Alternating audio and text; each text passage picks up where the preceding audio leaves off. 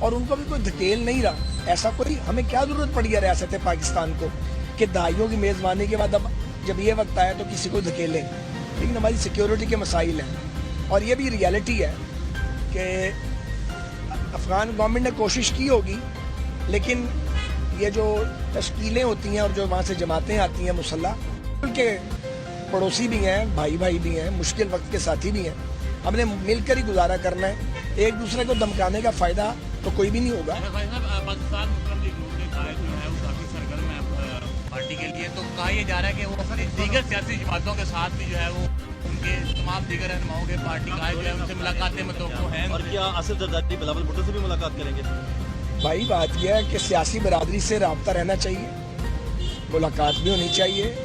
میرا خیال ہے ملاقاتیں ہوں گی بھی جب اس کا وقت آ جائے گا.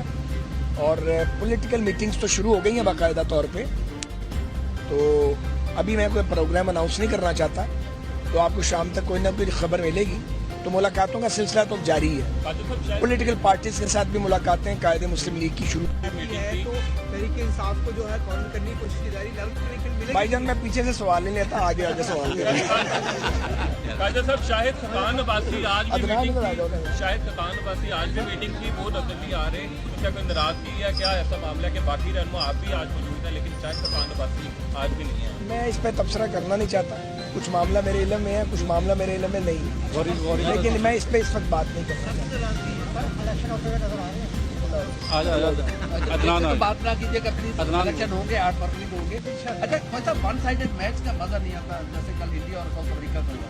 کیا آپ چاہتے ہیں ریئلی کہ عمران خان میدان میں ہو, پھر آپ کا مقابلہ ہو تو مزہ بھی آئے؟ سر میرے چاہنے نہ چاہنے سے تو فرق نہیں پڑتا. شیڈول آ جاتا ہے تو پھر اس شیڈول میں سب لڑتے ہیں الیکشن. الیکشن سبھی نے لڑنا, فکر نہ کریں.